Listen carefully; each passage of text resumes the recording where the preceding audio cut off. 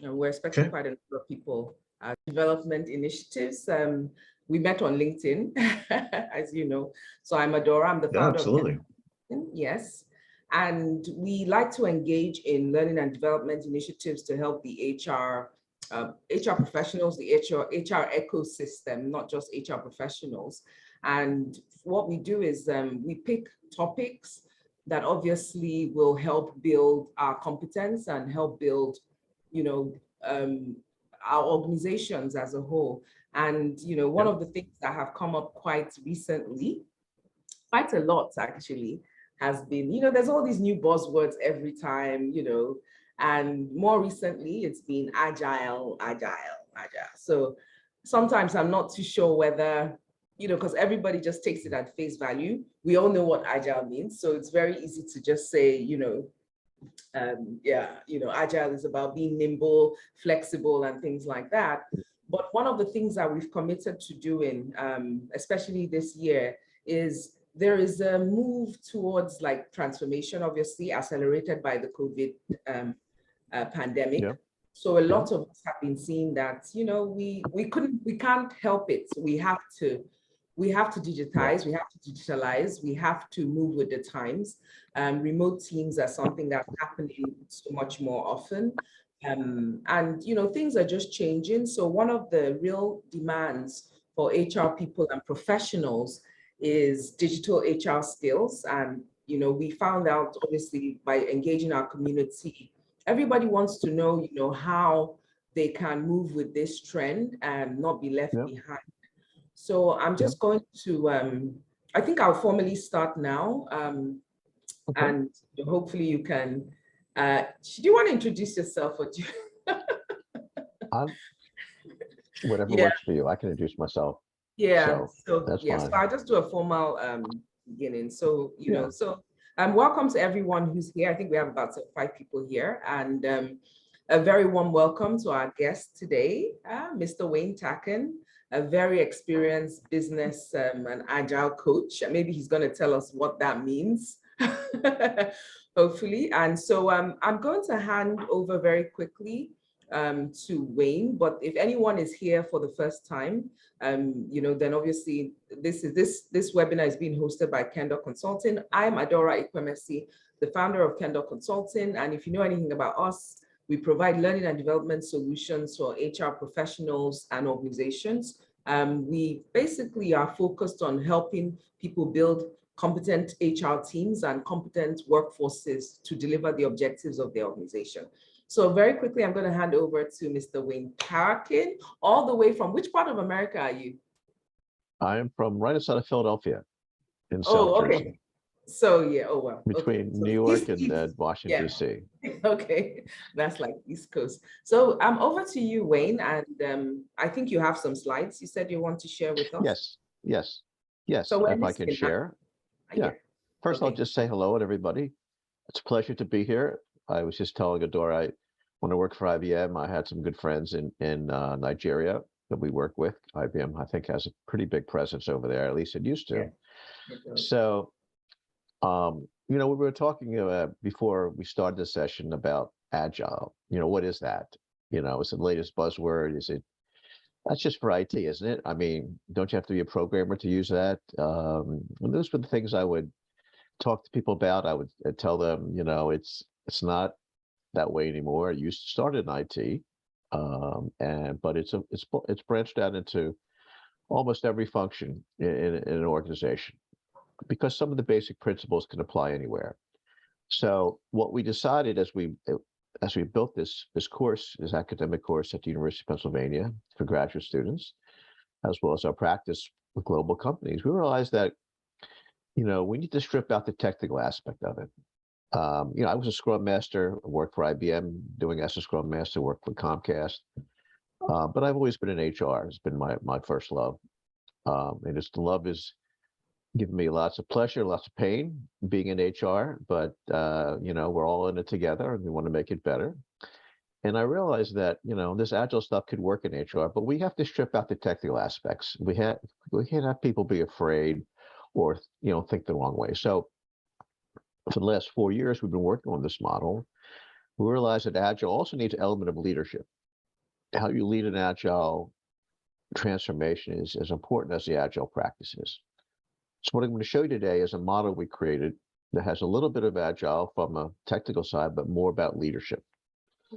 The principles of Agile are pretty similar, but how you lead them is most critical.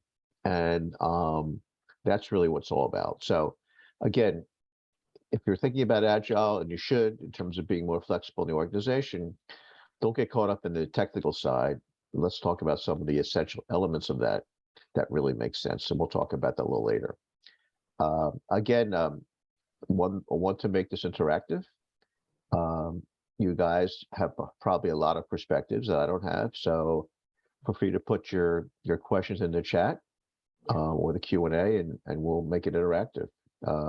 Again, this only works if you be involved, so I'm going to call on you guys a little bit periodically, so pay attention and make sure you respond. Thank you. Okay. Cool. Sorry, can All I right. just say, are you Yeah. before you begin to share your wealth of knowledge, and can you just help us understand, like what does Agile mean, especially as relates to HR? What Yeah. is Agile, and how does it relate? So, Agile again started in IT about over 20 years ago. But what I found is that some key elements that are important, and I'll talk about these right now. I'll talk about them later on. One is you have to have a culture of experimentation. You need to promote people the ability to experiment, to take risks. Now, again, this is an alien concept for most of us in HR because, we're always pressured to get things right the first time, can't make mistakes. But Agile's a different philosophy. I mean, you're not going to be perfect no matter what you do, right? And so the key is to learn from that quickly and adjust. And so experimentation is really a key element of that. The second thing is breaking things down to small pieces. We typically look at a project as a whole large, massive thing we need to work on, and we get confused, we get frustrated because we can't see the end of it. Agile says break that big thing into smaller pieces and do the work incrementally. Do a little bit here, a little bit here, a little bit here, until you build it. And it scales to something successful. And so breaking things down is really critical. Incremental iterative work. We build things at a little bit at a time. We iterate. We don't get it right the first time. We learn. We do it again. Another element of that is time. In HR, a lot of clients we work with and students, they have year-long projects. Well, and as well as I do that, the likelihood of a long-term project succeeding is pretty low at times because it takes too long. Things change, people leave, people get frustrated, they get tired, nothing changes. And so Agile breaks things down to small increments called sprints, which is the most technical I'm going to get today. It's usually 2 to 3 week periods of time where things are done. Again, you're doing a little bit per 3 weeks and a little bit more and a little bit more, and you can see progress. You can see something actually be built. Other elements are teams, self-guided teams, self-directed teams. A critical element of that, as leaders, as my friend likes to call, we're guides on the sides, not sage on the stage. We guide the team to be more successful on their own. We develop servant leaders. We are here to support the employees. And the last thing, probably one of the most important, is we always engage in customers. We in HR typically like to do things because we think they're important, but in reality, we're doing things for HR. Again, it's not unimportant, but the most critical thing is who are your customers and what are their needs and how we deliver. So Agile is about customer interaction, customer intimacy, and the customers involved from day one in all the activities that we do. So that's kind of the setup. We call it Ebitda, and I'll give you history about that a little bit later. But that's really what Agile, in our opinion, is all about. Okay, Adora. All right. Oh, do we have a question? Okay. So someone, I guess, Anom, when you say Agile is applicable to all fields, doesn't include engineering. Yes, absolutely. Again, the principle's there. If you if you're going to be constructing a building, obviously you're going to break down into the components, the foundation, the walls, the HVAC, the things like that. And so, once let's talk about foundation. You're going to need a foundation. You're going to break that down. We're going to level the ground. We're going to add concrete. We're going to add rebar, and we're going to build the foundation first. So again, you're deconstructing a big thing into smaller pieces, and you're scheduling work. So our belief is that Agile can be applied to anything. Right, thank you. So it's borrowed from IT, obviously, based on, so Scrum Master is one of those IT roles that manage projects, just for those for people who don't know. And so basically that's how IT teams have, well, teams that adopt the Agile methodology, that's how they've been working. So they're used to working in sprints, which is like small, as opposed to big projects. They break it down into smaller, would I say, timelines of 2 to 3 weeks. Exactly. Thank you. Right. So Cool. you want to share some learning with us. Okay, thank you. So we have 4 hours for the presentation. Is that the time we talked about? What did you say? 4 hours? No, I'm just kidding. I was seeing if you're paying attention. No. That's the one. I can tell on dad jokes, but I'm not sure they would go over well. But that's the only joke I'll tell throughout the session.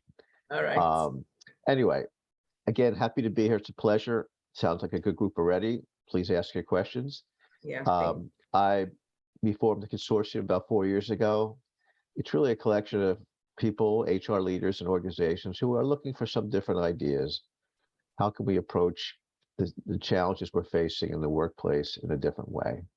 I'm also in the faculty of University of Pennsylvania in the Organizational Dynamics program. We've had a couple students from Africa. I think one was Ivory Coast in South Africa. Great people. We enjoyed working with them. And so we developed a course, the graduate course there. We've been teaching for 3 years. And a lot of what you'll see is come from that course, as well as from working with different clients throughout the world. Okay. So let's look at the big picture. We have the earth here, and we see lots of things going on. There's really 2 things that we see or really impact our lives and how we work in HR. Disruption to complexity.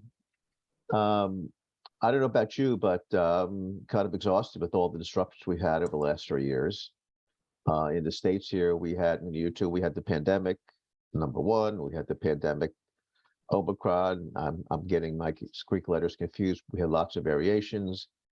We had some racial challenges in this country. We had political challenges in this country. We've had economic challenges, now inflation. And so there's constant disruptions going on in the world.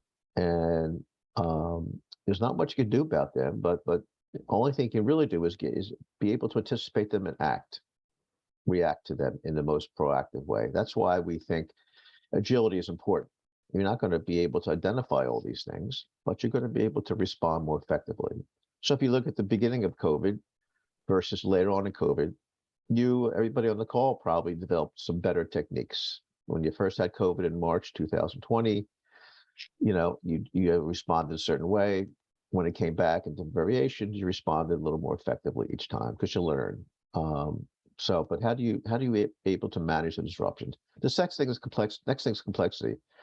Everything is complex in the world nowadays. There's no simple solutions. There's lots of nuances. And so as an HR leader, it's a challenge. It's a challenge to staying on top of things. It's a challenge being proactive.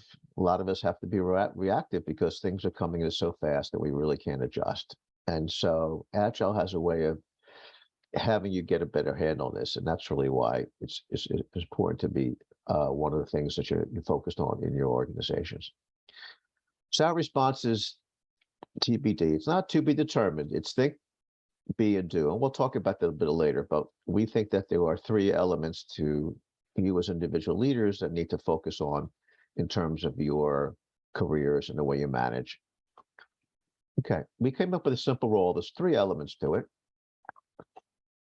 I'll read it to you. Mobilizing Agile work successfully. Sustainability is predicated on how well leaders think about and frame their transformation strategy against a backdrop of well-established norms such as culture, expectations, mental models, past experiences, readiness to change, propensity for risk. This is really critical. The mindset, how we think, is the most important step of your agile journey. And before I forget, each of your agile journey is going to be individual. What we're presenting here is going to be, you're going to be able to modify for your own needs in your own organizations, your own careers. But the key is, how do we think? How do we frame the transformation?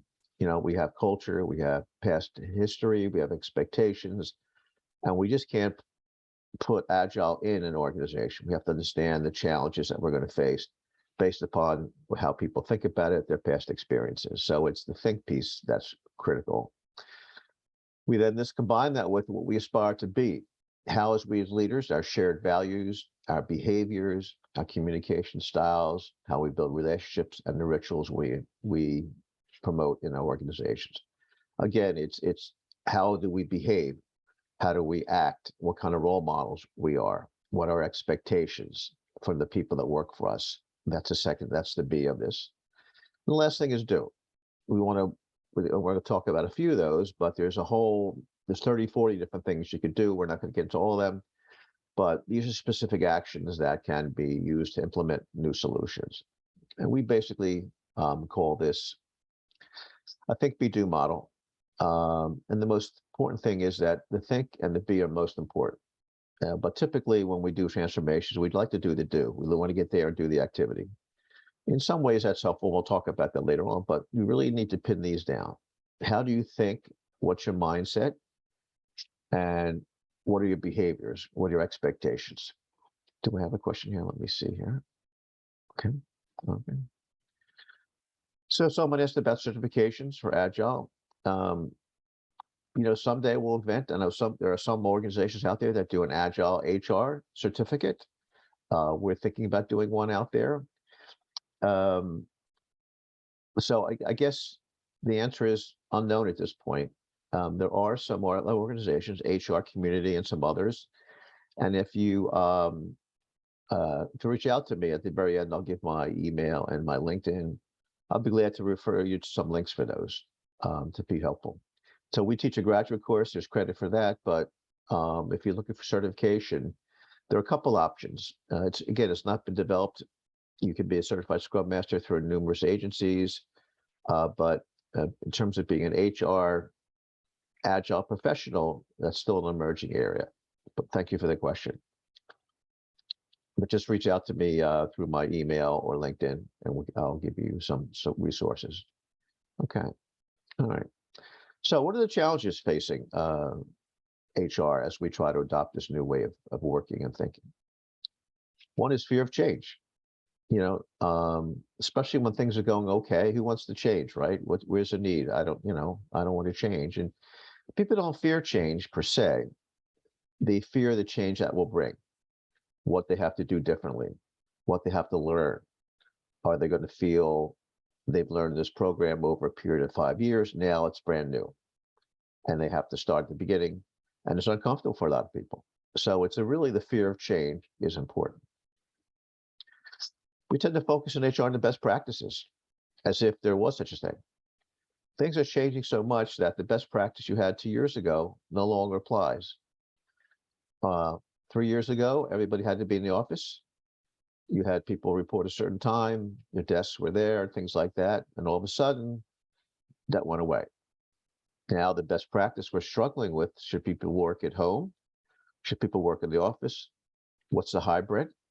And each organization is different. So there's no one best practice. Again, because things are changing so rapidly, you can't really depend on one way of doing things. You have to be flexible. Best practice could be a starting point, but don't get wedded to it. You really need to figure out, in the context of the change and disruptions that are going on, what do we do to do differently? Third element is hierarchical leadership. It's top down. The people at the top tell the people at the bottom what to do. Well, that worked for a long time, but now, especially with millennials and Generation Z, you have much more of a pushback on people's expectations and the requirements from an organization. So that's a challenge for many leaders who have grown up being the one who knows all the answers. and one that directs people. Because of complexity, you can't expect senior people to know everything. You can't expect yourselves to know everything. It's not possible. And so this hierarchical leadership of people looking up to you for all the answers is not going to work anymore. That's why we need to involve people in the solution. We need to co-create things that everyone has a voice in it, everybody has ideas, and we can come to a common solution. So again, hierarchical leadership is an impediment to Agile. Job descriptions, I mean, and performance management. These are artifacts in HR, been around for a long time. I'm not saying they're not important, but they inhibit things. If you're just going to hire people or promote people based on job descriptions, it's going to be a challenge because things are changing so fast. A HR business partner role 5 years ago was different than an HR business partner is today. We didn't really have analytics 4 or 5 years ago. Now we have a lot of analytics. And so there's been a lot of talk about deconstructing work. Instead of having a job description, have a job filled by multiple pieces. Could be an employee, could be a contractor, could be a robot, could be a bot. I mean, these things happen. And so, those things are going to be changing. And so too much reliance on descriptions and performance management, which, manages performance the old way. One person set of goals for the whole year and not much feedback. Everybody hates it. And so those are some impediments that we need to get beyond to help us get better results. Okay. So key Agile concept I mentioned briefly at the beginning. All right. If you look at this boulder, now I'm not sure that guy's going to have much luck pushing up the hill, right? So imagine this is you coming up with a new compensation program or new performance management program, and you're trying to push it through the organization. How likely do you think you are going to be doing that? You may try hard, but you're not likely to succeed. So what Agile philosophy talks about is break it down to small pieces and do a little bit of time. And if you do that, this is what you wind up with. You wind up with a wall that's composed of these pieces, and you've broken this big boulder into small pieces, and you incrementally built this wall. Now, the good thing about this wall, let's say you only we're halfway done. At least you have the wall. It doesn't go away. The beauty of Agile, when you create things, they don't disappear. And you can add to them. You can iterate, incrementally improve them. So again, this is a really critical element of Agile, is you deconstruct big things into smaller pieces for incremental improvement. And so I always like this this chart because it really conveys the essence of what I think Agile in HR is all about. Okay, but the challenge is, Agile is not for everything. If you have a practice that's pretty good, like payroll or something like that, that's working well, I'm not sure how much it pays to really change that. And so let's look at David Snowden was a scientist, I think an economist, who developed this Kinofin model. I don't know if you've heard about it. Kinofin means habitat. I think in Welsh, I think is where it's from. And so there's 4 elements. And so where you are in the quadrants here really is important in terms of how you think about using Agile. The first thing is clear best practice. Again, if you're doing payroll, nothing's changing, Agile may not be for you. You don't believe it's right for all situations. And so in that case, you're sensing and categorizing, you're responding, you're pretty much clear what the need to do. Now we move to a complicated. Maybe it's COVID now versus where it was before. COVID in 2021, 22. You still have some variations. You have a hybrid workforce. You have things like that. And so, we're trying to sense what's going out to analyze and respond. So we're establishing a good practice. And that's typically where lean thinking, lean design works the best. And then we come where we think Agile works the best, a complex environment where you don't know what to do, where you're faced with a challenge you haven't experienced before. And again, because of the volume of disruptions coming our way and the complexity, you're going to have a lot of these come up on a more regular basis. So we think the goal is how you probe, sense, and respond to these situations. The last thing is chaotic. This is when, we have some kind of catastrophe that we can't respond to, that becomes a kind of challenge that we have to work through. But the key is, this is where we think Agile makes the most sense. When you're emergent practice where things are complex, you haven't done this before. It could be you haven't done it before. It could be something you've tried and tried again, which never was successful. How do you make it work this time? And let me just see if we have a question here. Oh, okay, no question. Okay. All right. So again, Agile is not for everything. We think it works well when there's a lot of complexity and when things you're not sure how to proceed, or you've tried things numerous times and it hasn't been successful. Okay. Okay, this is a lot here, but this is basically the model we developed over 5 years.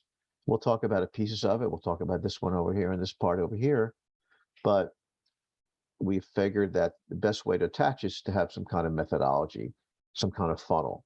We don't have time today to get into that, but basically it's a narrowing down, just like we break things up. We take a big problem and we narrow it down into small pieces so we can solve it. Okay. All right. So what kind of culture do we have? There's a gentleman by the name of Dr. Ron Westrom developed 3 culture types. Let's talk about them for a second. One is pathological, power-oriented. The other is bureaucratic, rule-oriented. Another one is generative, performance-oriented. Under the pathological, and you may be in this organization, I hope not, but parts of it you may be, or you may have been in an organization like this before. There's very little cooperation. Anybody who brings a message that perhaps people don't want to hear, they get shot, figuratively, literally, I'm sorry. Responsibilities are shirked. People don't want to take responsibility. Bridging between functions is discouraged. No, you work in this department, and you better stay in this department. Don't deal with anybody else. If you screw up, you make a mistake, you're a scapegoat, you're yelled at, you're disciplined. New ideas are crushed. We don't want any new ideas. We know exactly what we're doing. Don't bother with anything else. I'm sure some of you have been in organizations that are like this, or you may be in work for a team or a manager who was like this. That's the reality of the world. But hopefully not too many and for not too long. Again, in more of a bureaucratic, which is typically where most organizations are, we cooperate a little bit in terms of what we're doing. You know, we listen to messengers with one ear open and one ear closed. We don't really respond. People don't take a lot of risks. They have very narrow responsibilities. We allow people to interact with others in cross-functional teams, but to a limited basis. We still want to focus on our territory and keep things in-house. You know, if you make up, we're going to discipline you. We're going to figure out how we can, what justice is, you know, what discipline, what things like that can be approached. And then novelty leads to problems. You know, we've done this before. We don't want to do new things because it's going to confuse stuff. It's going to make us not as effective. And so again, this is more of a bureaucratic or rule-oriented organization, which unfortunately is typically what most organizations are. The last culture type, which we recommend, and we'll talk about a little bit further on, we want an organization where there's high cooperation, where people are focused on a common goal and they're moving towards it together, where messengers are trained how to speak up. We encourage you to bring things forward, where risks are shared. If you're going to go out on your own and do something, we're not going to discipline you. We're going to encourage you to learn from that and keep doing. We have cross-functional teams throughout the organization. We want varying opinions. We want inclusivity. We want people who have different opinions to be involved. If we have a failure, we want to learn from that. You know, it's rapid learning comes from success and failure. And so failure really is, how can we fail quickly and learn and do things differently? And new ideas implemented. Again, in a complex environment with many disruptions, there's new competitors all the time. If you were a car rental company, Hertz, Avis, 5-6 years ago, your life was good, didn't really think about much. Then all of a sudden, a company by the name of Uber, and then Lyft comes into the world and disrupts your business model. If you were a hotel company like Marriott or Sheraton or others, you were doing great, And all of a sudden, Airbnb comes into the situation. Now your whole business model is being disrupted. So again, in a generative culture, you're able to respond to those. You'll be able to be more effective. And so we believe that HR leaders should try to focus on a generative performance-oriented culture. Not easy. Culture is tough, but we have some techniques we're going to talk about. We think that you can incrementally get there. Again, if there's a lot thrown at you, if anybody has any questions, I can stop and analyze them in a little more detail. Feel free to put them in the Q&A session box. Okay. Yeah. We did have a question. Let's see. Okay. Rhoda has a really good question. I see this a lot. As an HR professional, how do you build a positive work culture like degenerative? The management is not in tandem with your plans. Not easily, but slowly. I always think in HR, there are generally pockets out there, people who are willing to change and willing to help us. They're not a lot, but in your interaction with the people in the organization, you're going to find people who are more willing to try things new. And so aside from a major catastrophe, top leaders are going to think the way they are and not going to change unless something is motivating them. We believe in more of an incremental approach. Find those pockets of leaders and try to get them on your side, build some muscle, some memory about Agile, more generative, less bureaucracy. And I think over time it can help. It's not going to be easy. Now, if an organization is, you look at the car manufacturers in our country in 2008 and 2009, they went bankrupt. And so because of that, they changed their models, they changed how they work, and now they're focused on electrical cars and doing much better. And so aside from that, you need more incremental approach. Now, again, with I know in the States, we have a big talent issue. People are leaving organization. I guess they call it Great Resignation. I don't know if it's the same in where you're from, but we don't have a choice. We have to change, and organizations, leaders are starting to realize that the same culture that got us where we are may not be the culture we need in the future, and we have to change. A company like Walmart has been phenomenal. They've changed their culture tremendously, but again, it wasn't done overnight. It was an incremental way, a little bit at a time, finding those pockets of acceptance where there wasn't as much resistance. You had some early adopters, and then you had more early adopters, and eventually more people got on board, and it tipped the culture. But it's not going to be overnight. Again, I think job descriptions. The question from Tanuka. I apologize if I don't pronounce your names correctly. I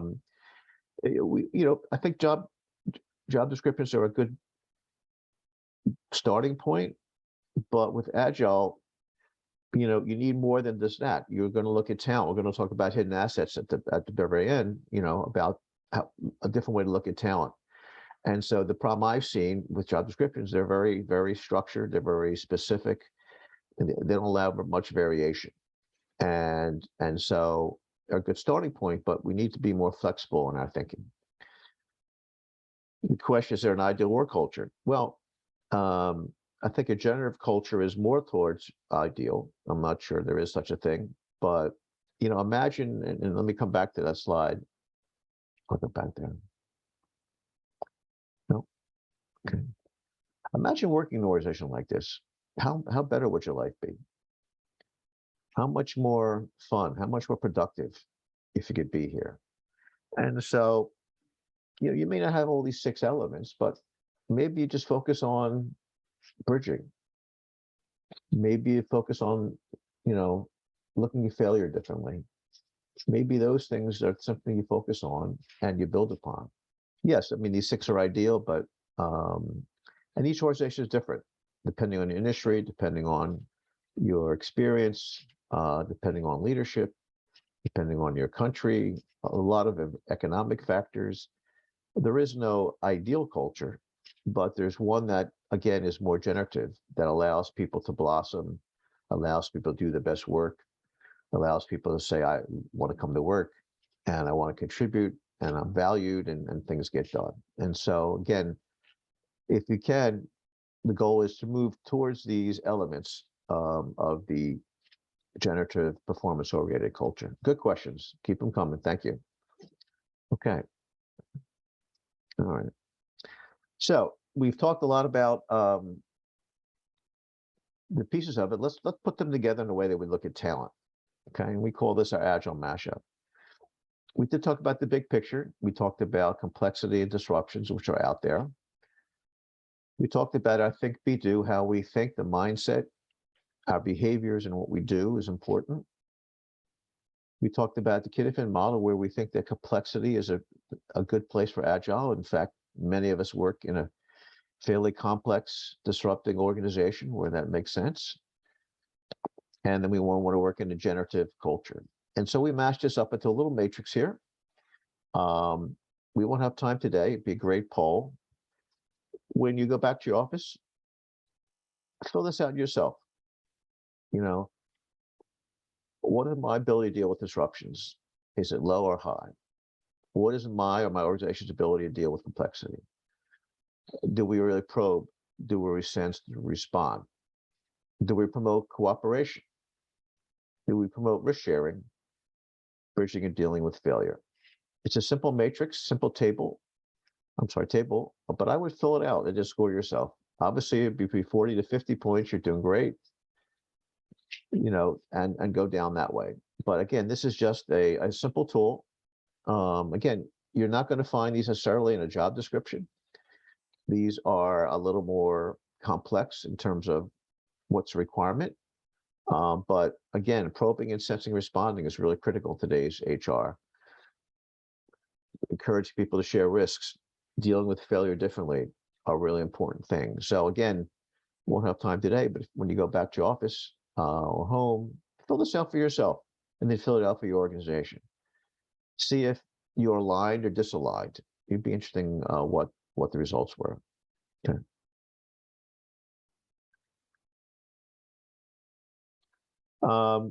Abigail said, does a messenger imply employees in 3 culture types? I mean, yes, it could be. But the goal here is, let me go back to that.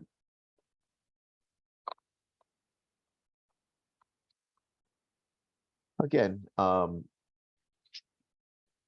messenger basically between shot, neglected, and trained. We want messengers to be trained. We want people to be willing to bring things up. We want to be able to get other ideas that are outside our way of thinking.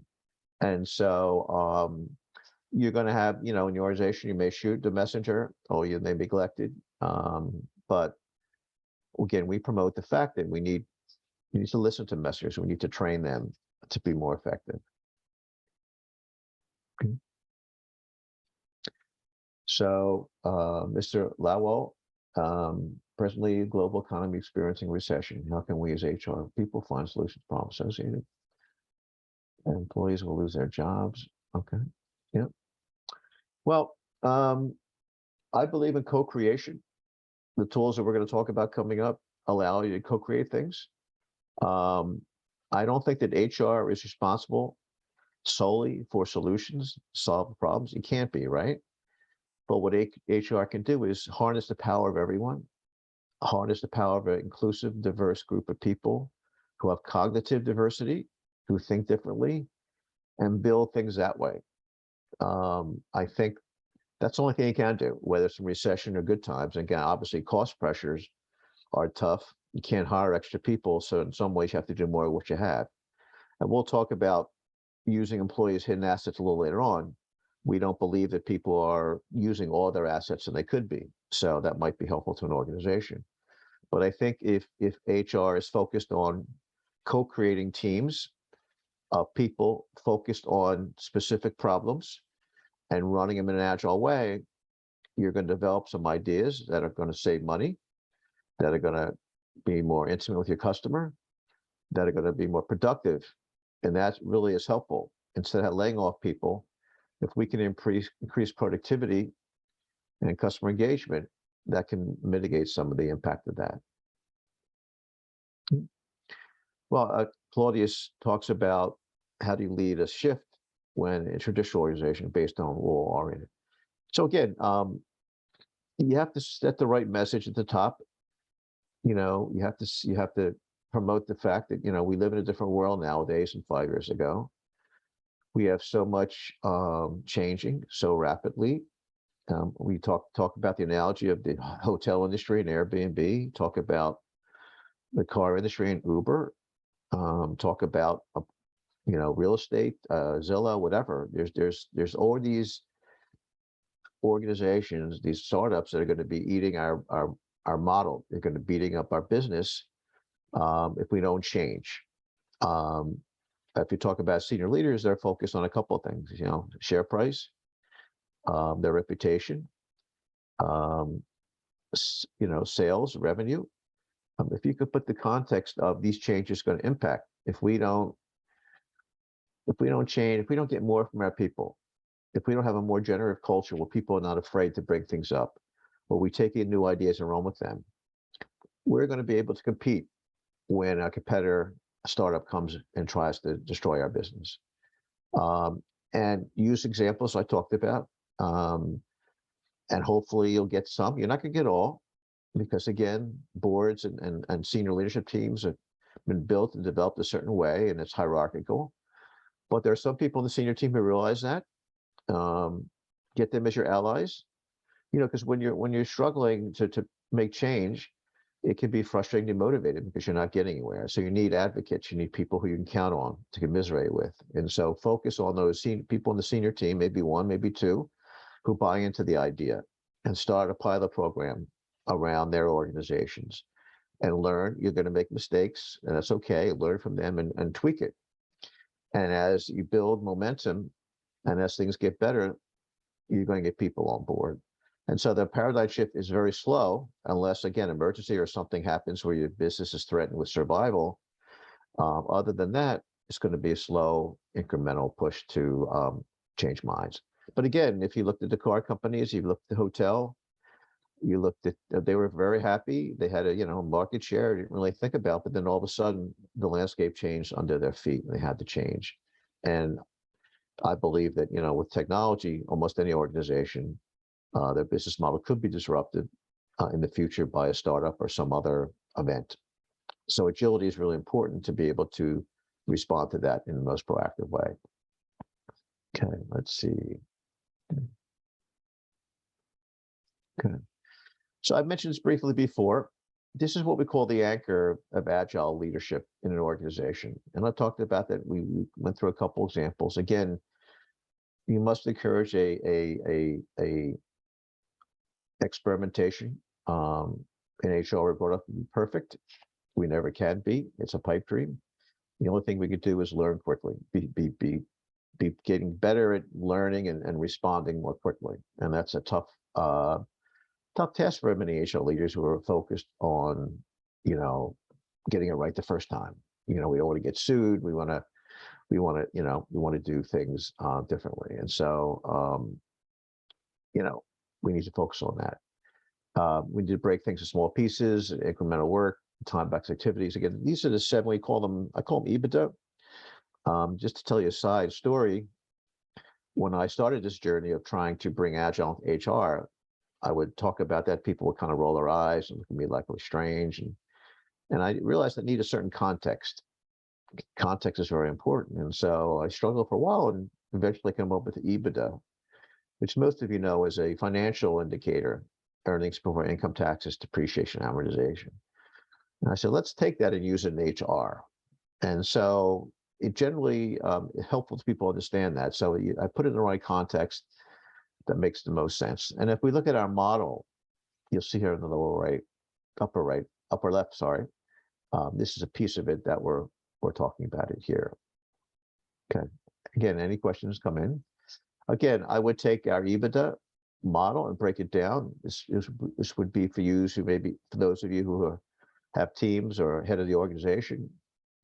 Do you encourage experimentation? Do you break things down to small pieces, incremental work? Do you have self-guided teams? How you leverage time, develop servant leaders, and do you engage your customers? Again, again, just an easy, simple way to kind of numerically figure out where you are. Again, I doubt anybody's at a 5 in either of these two tables, but the goal is, where are you and how do you get better? Because again, an incremental process that you may take one or two things that we've talked about today back, and that's a starting point. You build upon that, you get better, you try something new, and you get better. I do see in many organizations, the concept of pilot program, an experiment, is becoming much more common. I don't know if you see new organizations, but I've seen that at least the companies I interact with, people more willing to take a chance and experiment. That's the first step. And so how can we continue to do that going forward? Yeah, let's see. So how will we change Agile in HR? Well, there's a couple of things. It could be glacially, be very slowly, which hopefully is not the case. It could be very fast, which is not likely to happen. Or we can do it over time, building some muscle. And you can see in this, obviously these don't represent anything like me, but you can see that over time, the muscle has increased.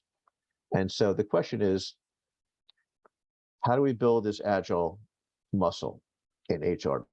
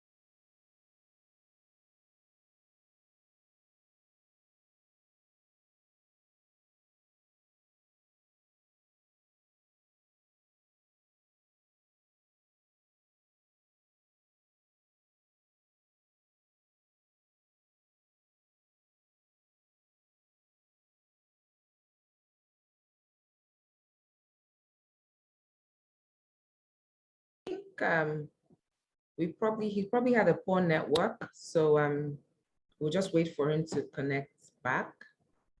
Yes, so I'm just going to go to the Q&A and try to answer some of the questions while we wait for Wayne to come back.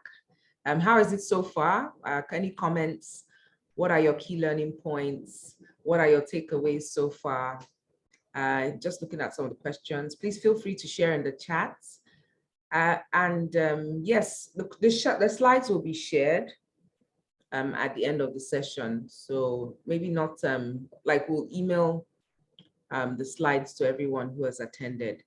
Any more questions? Please feel free to have your questions or ask your questions in the Q&A so that as we wait for Wayne to reconnect, those questions will come back.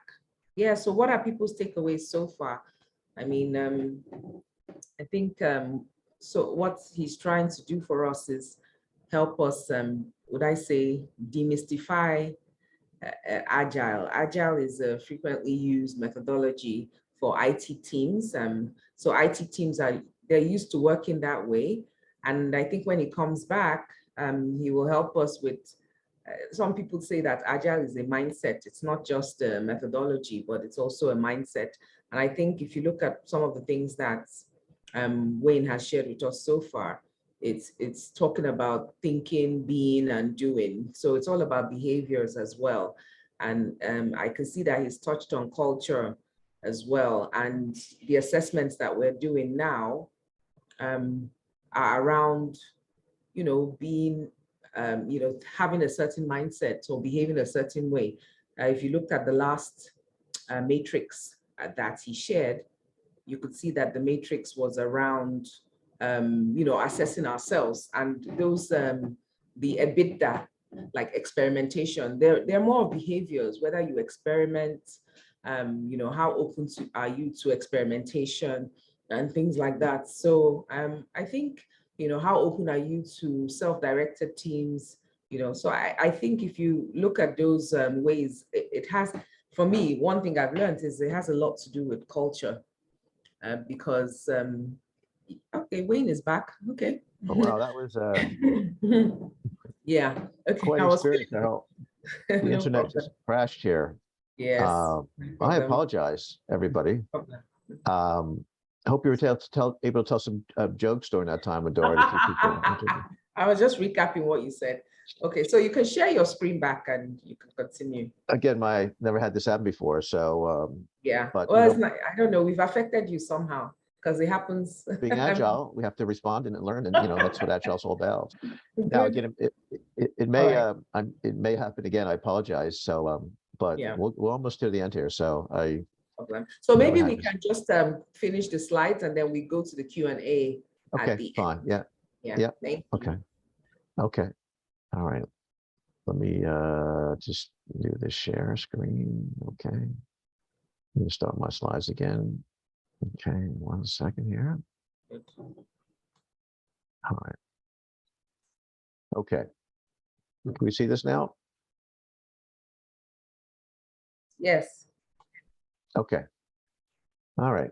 So again, we'll go through this pretty quickly, and I can send the slides to you. And if we have to, Dora, we can tape this section if we need to, if we get disconnected for people to see. Again, we believe you have to build agile muscle by changing the way you meet, how we communicate, how we plan, how we use time, how we assign work, we organize teams.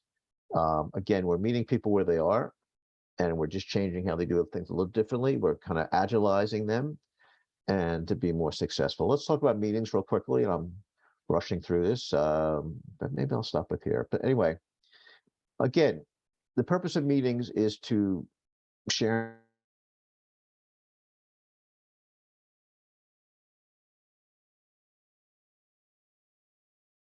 information, solve problems. But most meetings don't occur that. And then next week we meet again, and nothing changes. And so we believe we need to kind of agilize meetings to make them more effective. And you'll see this in the slides. And I think I'm getting another internet connection is weak, so I'm just going to stop here and let's just have questions the rest of the time, and I can send you the slides. Okay, we have some slides. Let's see here now again. Okay. So Fidelis talks about how can Agile be applied in HR-related project. Well, there's a couple of things. If you have a technology, if you're implementing Workday, you can certainly use that. It may be using, you look at different modules of Workday, and let's say onboarding, you can take a big onboarding and break it down into components and then subdivide it in more components to develop it. If you're talking with the compensation program, a new compensation program, the same way, you can break it down into what are the elements, what is the market looking at, what employees' expectations, and so you can deconstruct them into smaller pieces. Again, the deconstructing process is not easy. It takes some time. It's more art than science, but when you have a meal, you only eat one piece at a time. It's the same thing. If you have a project, learn to break it down to small pieces, learn to assign work. Every couple of weeks, you get some successes. People feel like they're contributing. They're actually accomplishing something. They see the results. You get validation from the customer, then do that. So I believe anything in HR can be, whether it's technology or a project.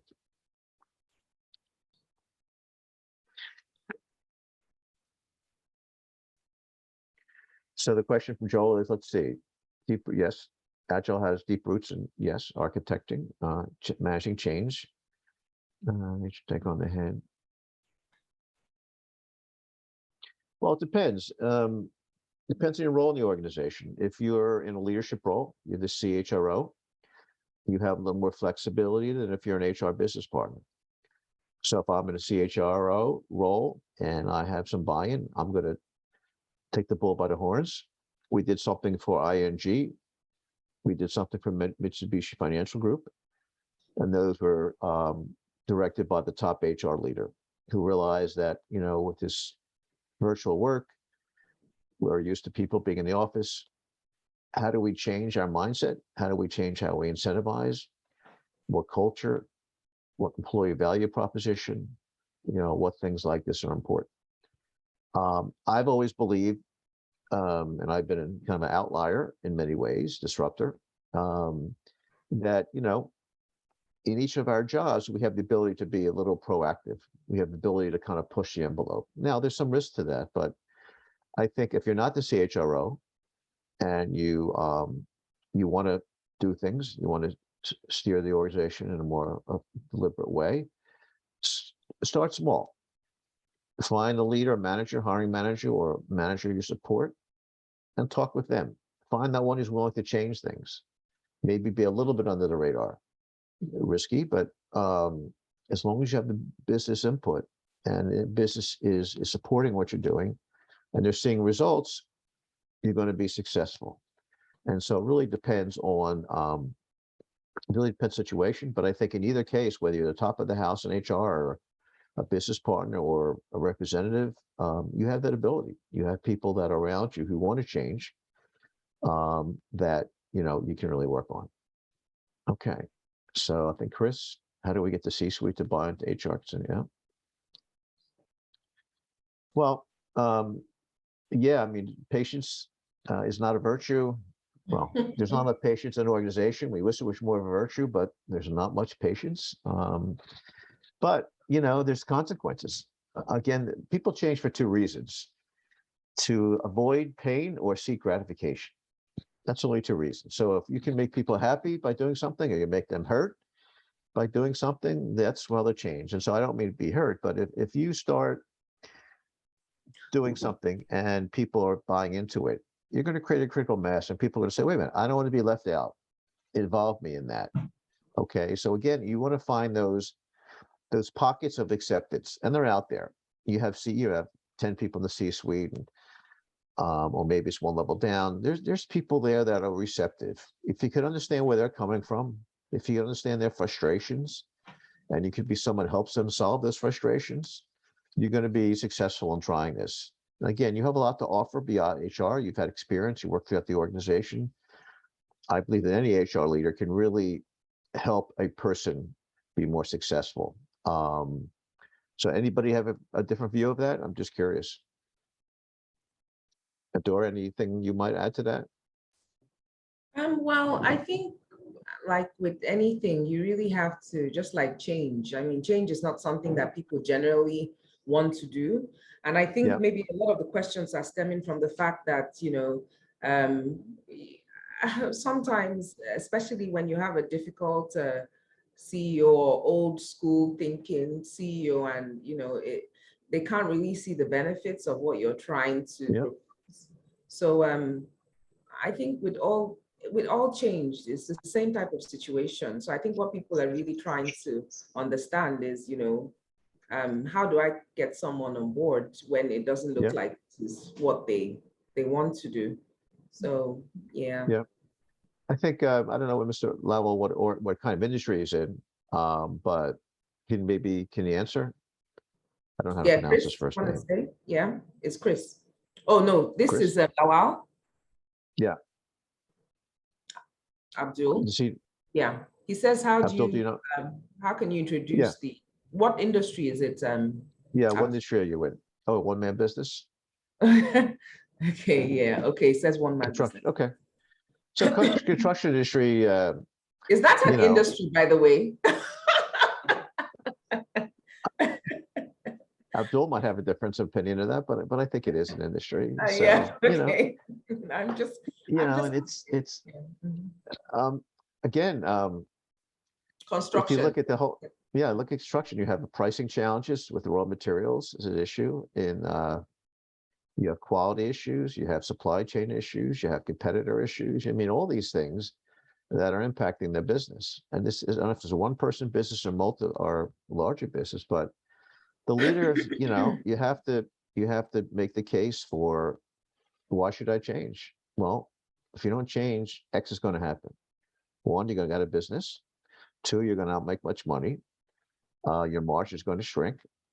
you're going to lose customers, and you have to be convinced. You show case studies of similar companies. I don't know the construction industry per se, but I'm sure there's been consolidation. You have large companies, Bechtel and some others around. Some have not been successful. Some have more agility, have embraced agility. So you have to just do research and let them tell the story. Use case studies from those organizations to say, we thought we're doing great, and then until we weren't. And if you, Mr. or Miss CEO, wants to be remembered for someone who destroyed the organization, or who gets fired by the board of directors, who gets their reputation damaged, go to where you are. Don't change. You'll be fine until you lose your job. I'm being a little facetious here, but you have to understand all this in HR. That's why we talk about engaging the customer. You need to understand what drives our leaders, and you have to be the person who can solve that pain. And you can. Okay, it's not applying an HR per se. It's I, as the HR leader, I can help you solve this problem because of my experience. And so if you're seen as a problem solver versus someone who's trying to foist something on me, or you got to use this plan, or you got to do this, it's a different kind of conversation. And when you have a different kind of conversation, you can have different results. Because when you're seen as an advisor, you have a lot more credibility. You have a lot more, willingness to try different things differently. So that's how I would approach it. Mm. There must be other questions. Let's do more. Yeah, well, okay. If anyone has any question, please, feel free to use the Q&A. But maybe I'll just ask some questions that I know that, people generally want to know, especially the audience. Yes. So if you don't mind, obviously, lots of us here are HR professionals, and from listening to you, it appears that, okay, one thing we're sure of is this is the methodology. It's also a mindset, because you've described the think, be, do, it's an attitude. And so I'm thinking for the people here, what can they go away with regards to, do they need to go and learn some technicality, or are they okay with learning the the mindset, adopting the mindset? What next for people? How can this help me as an HR practitioner career-wise? Do I just go back to my organization and say, hey, I'm now agile, and this is how we do things now? How can we implement it? Yeah. Okay. Yeah. So never do that, because that would be your one way to lose your job, or be just it's depending on the organization. There's a couple of things we talked about. Ebitda. My version of Ebitda, and let me do. I think I could share that without. Let's see if I can do that. I'll just run by that real quickly. Yeah. Okay.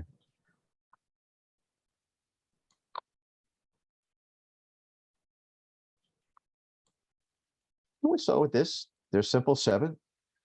Again, if you can indoctrinate these or instill these in your organization, if you could just experimentation mindset. Again, it's not easy, but maybe focus on breaking things down. Take the project you're working on right now and figure out, well, it wasn't as successful as we would have liked. Why is that? Well, because it was too big, it was too cumbersome, everybody got distracted, people left, priorities changed.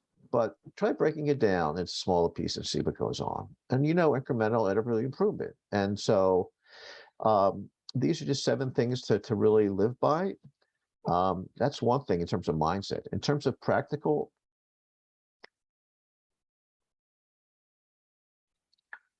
I would look at this, how you run meetings, because we all have meetings, right? And the meetings are the most frustrating part of our day. The challenge is not much get done.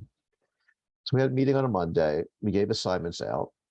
And then, being HR professionals, we're tasked with, we can't ask, we have to come up with solutions. We can't ask for questions. We have to know the answer. And so let's say Mary on Tuesday has a problem, and she tries to figure it out. Next thing you know, it's the following Monday and she hasn't accomplished anything, right? That's a typical way things go. And that's why not much changes in meetings. We just change the dates of the deliverables when they're due. That's really the only thing that changes in most meetings. Well, with an agile meeting, instead of one meeting, you're meeting every day for 15 minutes and you're asking 3 questions. What did you do yesterday? What are you doing today? And what got in the way? So if we done that after Monday's meeting on Tuesday, we would have found out that Mary had a problem. And by Wednesday, we would have solved it or on the way to solving it. And so what we're doing, we're just solving problems more quickly. Imagine if you could solve problems in 2 days versus a week. That's significant productivity, significant reduction in cost, a significant improvement in engagement. So it's simple like that. And again, there's multiple areas here, but I like to start with the meetings. How we meet is the most important because we do it all the time. If we can just agilize the way we meet, I think that can inculcate a lot of the practices into HR. And I think that will be helpful in terms of you and your organizations and just getting started. Let me stop sharing here if I could. Okay. Okay, so if I get that, obviously, I mean, this is something that IT teams are used to. It's like it's borrowed from Scrum, right? Yep. They have what they Yep. call is daily stand-ups, and those daily Yep. stand-ups are usually about 15 minutes. And in Yep. those 15 minutes, they focus on those 3 questions, which is basically, what are you doing today? What did you do yesterday? What got in the What way? did you do yesterday? Yep. And yeah, what are the obstacles?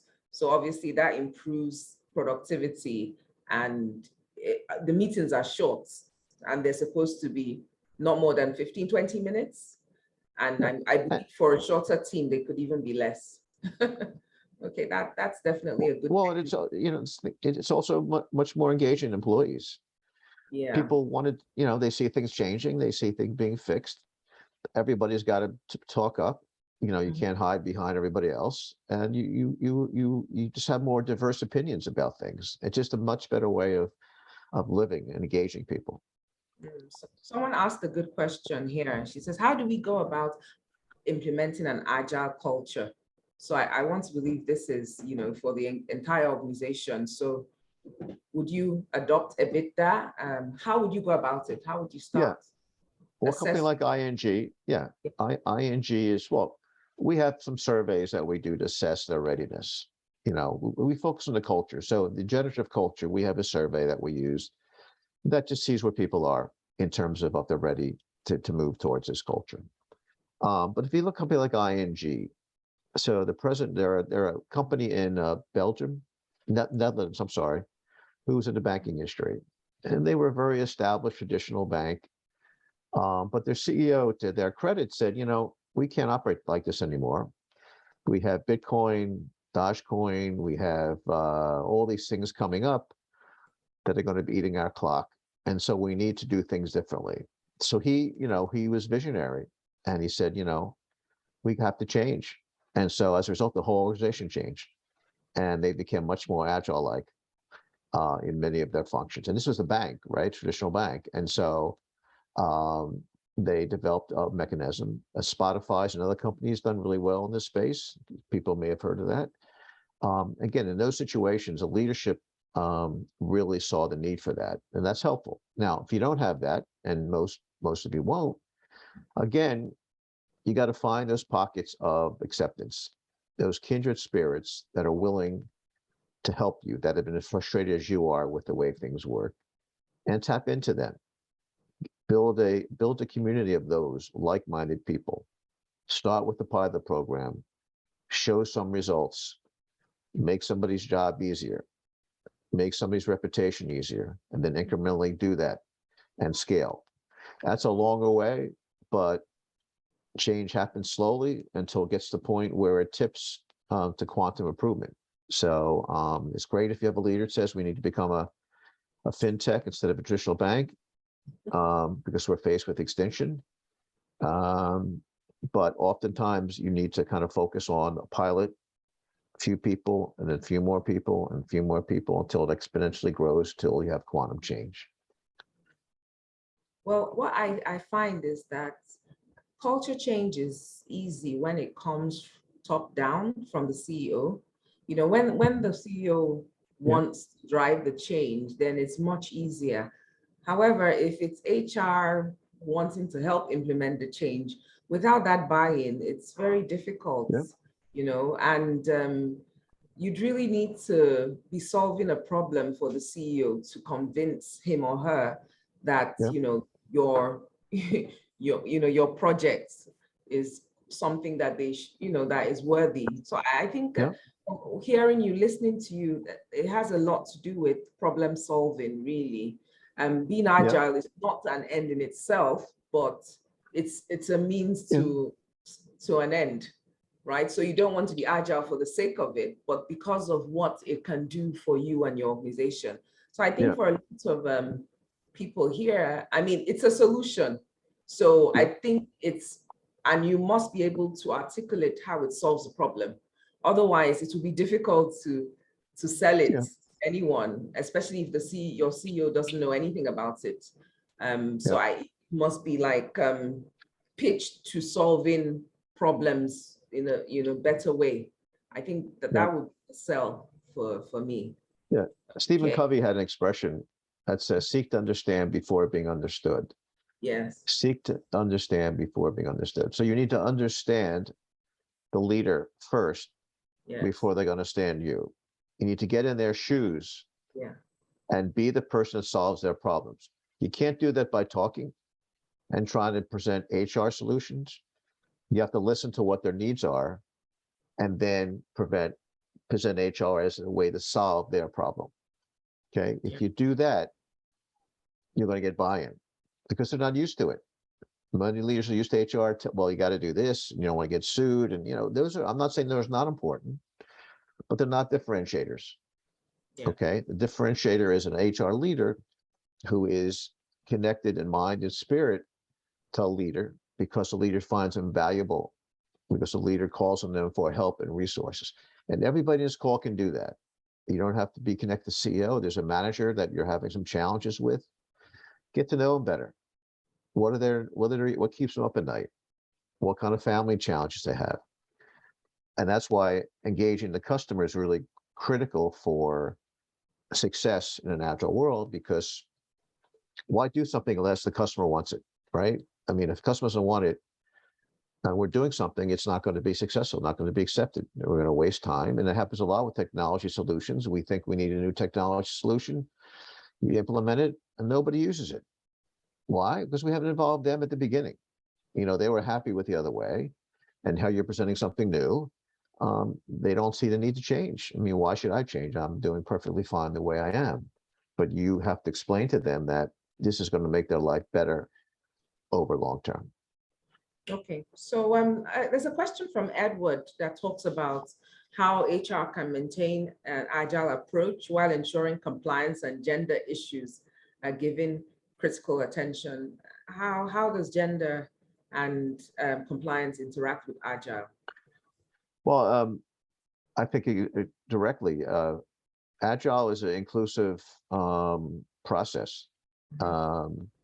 It's diversity, but it's also cognitive diversity, people with different opinions versus race and background. And so if you're going to solve a problem, you need to get everybody who has an issue with that problem on the team. You need to understand where they're coming from, what their challenges are. So to me, you can't do agile unless you're focused on creating a diverse set of people. In many organizations, they're mostly men, not enough women. That's just the fact. I'm not sure it's right or wrong, but it is what it is. And so when I worked at Comcast and IBM, there were many women in leadership roles. Our Scrum Masters were women. Our business analysts were women. I'm not saying the majority, but they were there. And so as you build the team in the organization, you want to have as diverse a group of people as possible because you want to have all points of view. Because if all points of view, then the product you deliver is going to be what people want. It's going to be accepted and used. If you don't have diverse points of views, you're not going to get the results you want because people aren't going to use it. So that's how. So I think it's critical in terms of that. Okay, so what I hear you say, and I think this makes it more interesting. Agile is a philosophy, isn't it? Yep. It's a set of beliefs. So for us to implement Agile, it's beyond, you need to know the mindset, well, the philosophy, the Yep. philosophical in underpinnings. Are there any theoretical underpinnings around Agile, or they're just philosophical? Well, I think Agile was what's it called again? There's an Agile manifesto that was Yes, oh created yes, about 20 years ago. yes, yes. But I've our seen it. Ebitda is really almost the same. It's Yes, really just a series of 7 items to think about, yes, that yes, need to focus on. I mean, when we do there's change theory, obviously you're familiar with that and things like that, that we can apply to this in terms of leadership. But it's more of a philosophy. It's more of a way of working and thinking, and it's really what I want people to identify with in yeah. terms of this program. So do you need to be, I mean, I think we can answer this question. Do you need to be certified Scrum Master or certified Agile practitioner to practice the Agile methodology? I would say no. If you have it, perhaps it adds a little credibility.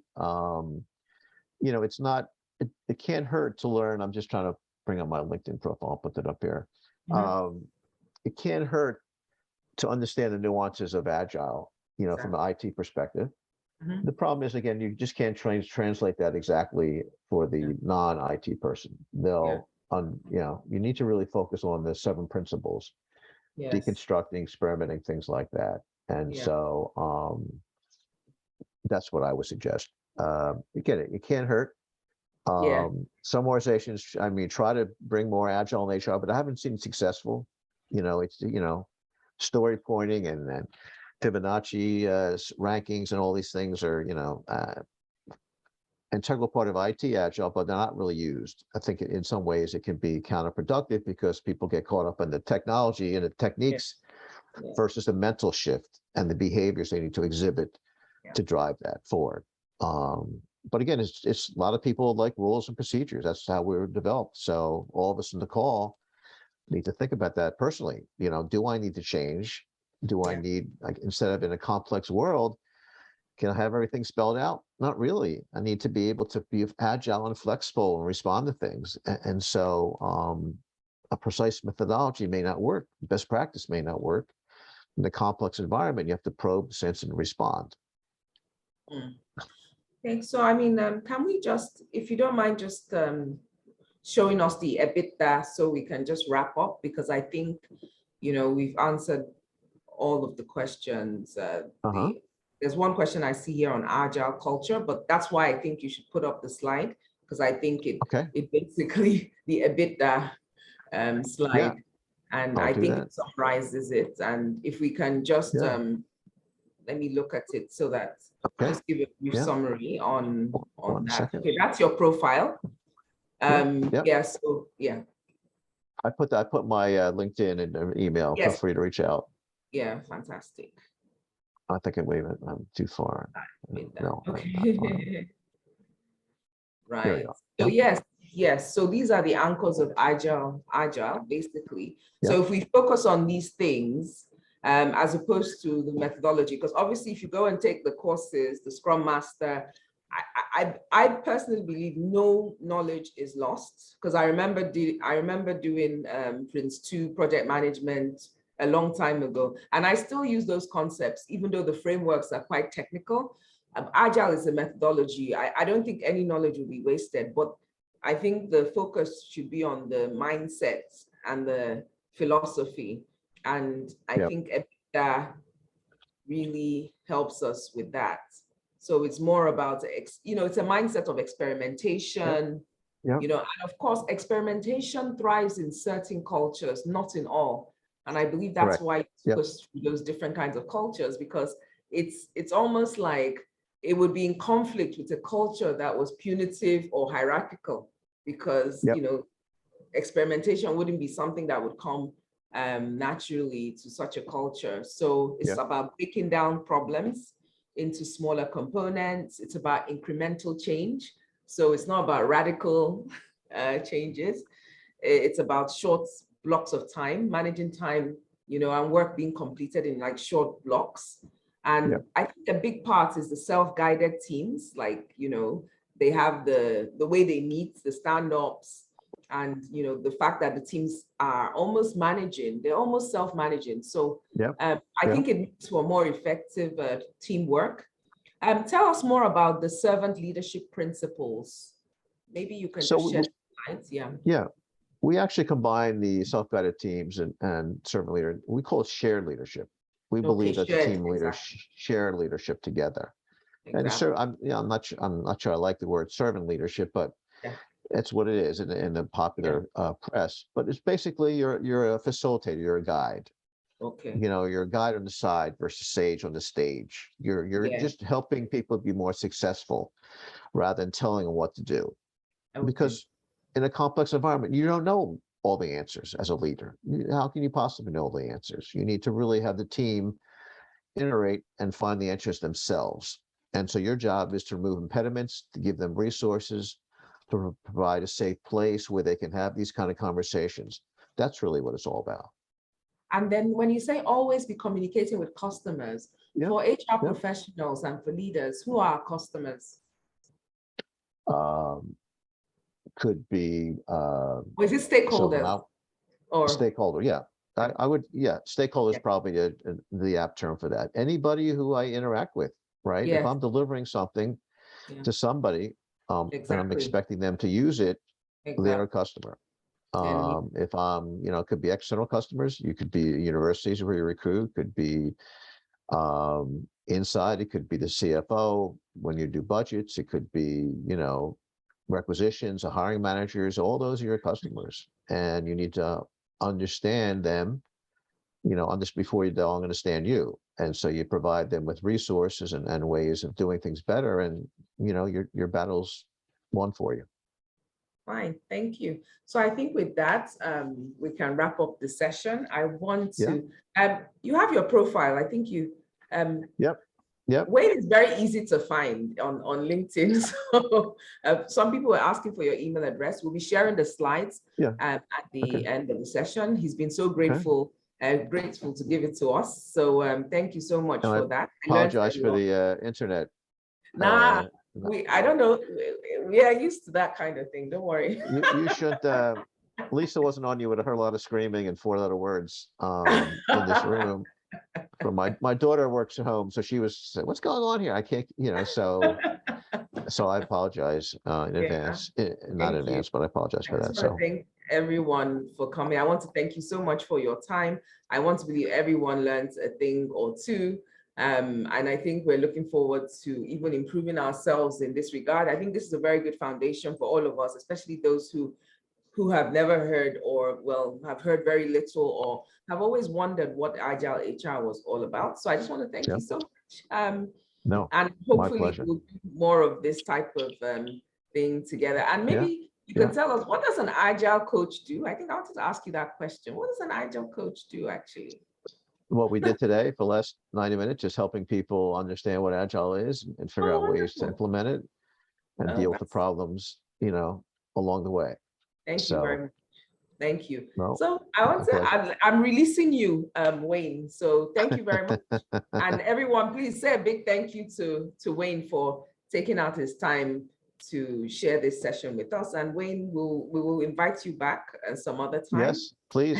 And I look forward to my new friends in Africa here. I love to stay in touch and let's make Agile in Nigeria and other places, much more common. Be great. Oh, definitely. You'll be hearing more from us. You'll be hearing definitely a lot more from us. So thank you.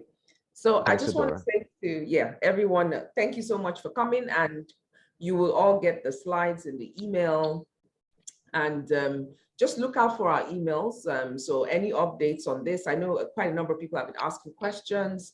So this is like part of a Stay Trendy season. We're focusing a lot on digital HR skills and, digital skills or skills for the future for HR professionals. So keep looking out for our, our communication on that, and we'll make sure that we have programs and learning opportunities that can help us, develop competencies for our future. So on that note, feel free to have a great start to your weekend. Maybe your weekend might start today. If it doesn't start today, weekend. Yes, that's right. 4-day week, some of us. Yes, okay. Some of us have to work 5 days a week, but it's okay. Well, It's all that's no, right. I'm just saying, no, no, no. Some people start early um, over the weekend. Yeah. So thank you very much, everyone. And, just have a great time. So, yeah, I can see a lot of people saying hello. And thank you. They're thanking you, Wayne, for the fantastic, And again, my pleasure. yeah, I'm fantastic here, sir, session. if you need me. Yeah. Okay. So look out for our emails. I think that's what Okay. that's the only thing I'll say. And we'll take it from there. Okay. Okay. Place Thank you, on this everybody. music. Yeah, bye-bye. Have a good day. Bye, Wayne. Let me see what Bye-bye. yeah, I think so. Okay, I don't think I have any.